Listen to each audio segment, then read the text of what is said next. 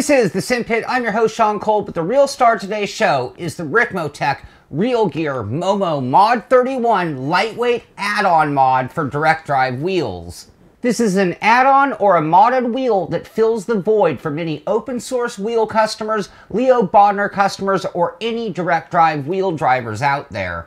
One of the biggest pleasures of my sim racing career was when Leo Bodner actually sent me one of these wheels, and I was able to review it and drive on it ever since, and it is absolutely one of the greatest wheels I've ever used, but it did come with one frustration. The wheel is very expensive, as you probably know, and it only comes with a generic wheel and an adapter. No buttons, no shifter paddles, nothing else. You can see I actually have some Velcro here because I had put a button box just trying to get some functionality out of my wheel rim. And when I started looking for options, they were very expensive, somewhere between $1,500 and $2,000, and they're mostly in the open wheel direction or style, and I wanted something a little more generic to use for all kinds of racing. I also wanted something a little more affordable, something that didn't break the bank to accompany that incredible direct drive motor. That's when I found the Ricmotech realgear Momo Mod 31 lightweight add-on mod. This could actually be the answer to my needs and come in at a price point that I could somewhat afford. The Ricmotech Momo wheel mod does go for $580, and for that price you get a standalone steering wheel that will adapt to any 70mm bolt pattern mount. That is a standard mounting option, and it is one available by most of the adapters supplied with the direct drive wheels from those companies. It is a standalone component, and it actually plugs in via USB via this little spirally wire here. The wheel then shows up as its own item on your controller menu and offers the buttons and the shifters, while your original wheelbase will still show up and it will handle the force feedback, 2 devices. Now this wheel is made up of several different components. The backbone, or the heart of the wheel, is made from a Thrustmaster GTE wheel rim. From there, Ricmotech discards the very gamey wheel rim and the standard Thrustmaster mount from the wheel. This leaves us the central portion of the wheel rim with no way of mounting it to anything. From here, it gets a wiring change with a new spiral cord that then plugs into the PC. The paddle shifters are also discarded, but their actual mechanism remains within. Ricmotech then adds some paddle extensions and some composite paddle shifters to the base. And then they get to work machining a real Momo racing wheel. They cut a hole to make clearance for the D-pad of the wheel hub and a clearance for the lower left inside button. And then they install this to the wheel's center base. The final step is adding an adapter that can make this work on any 70mm wheel mount. This modded wheel is available with either of the Momo Mod 31 suede wheel sizes of 320mm or about 12.6 inches, or the slightly larger 340mm or about 13.4 inches wide wheel rims.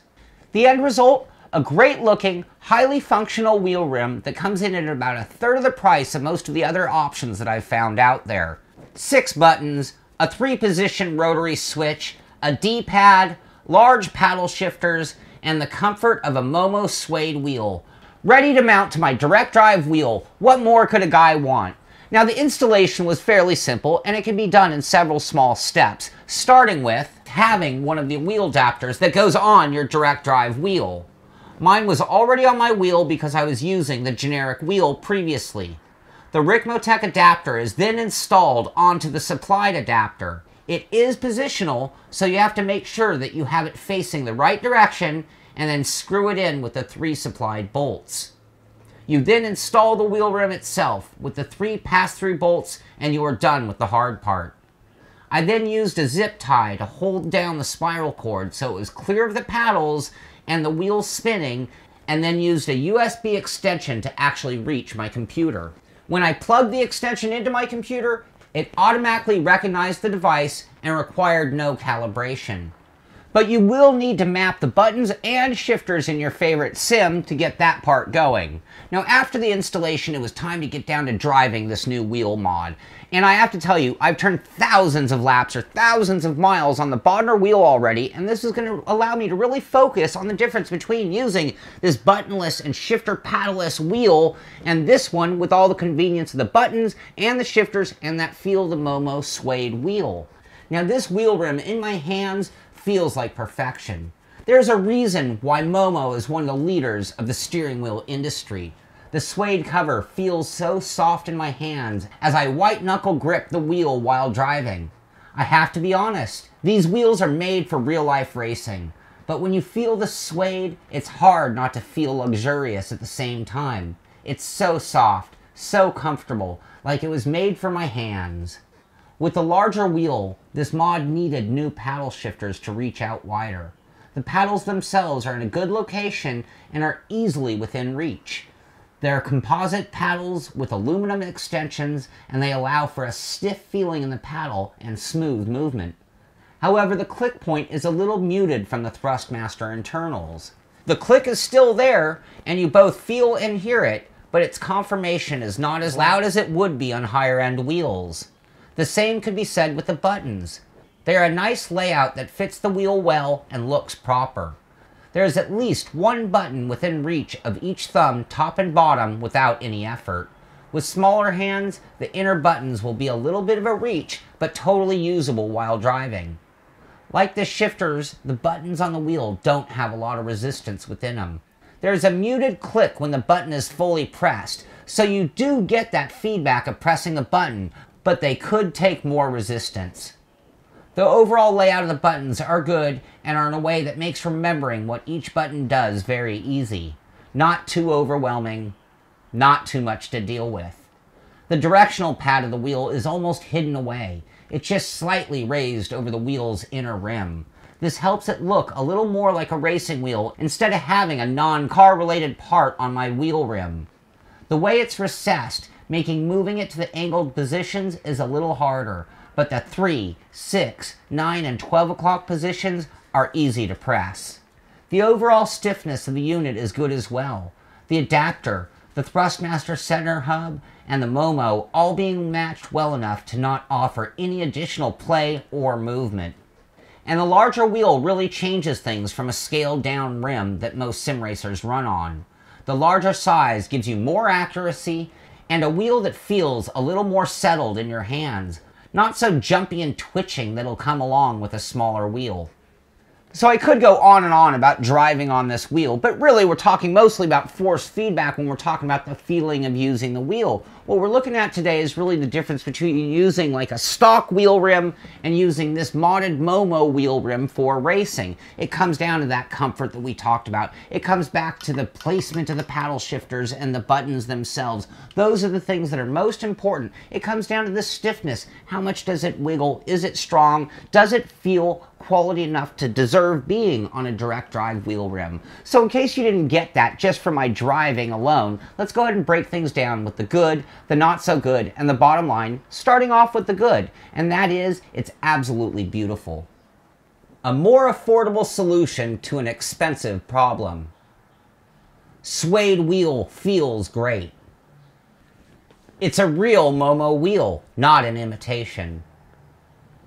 Larger wheel rim precision. Plenty of buttons within reach. Plug and play. Lightweight.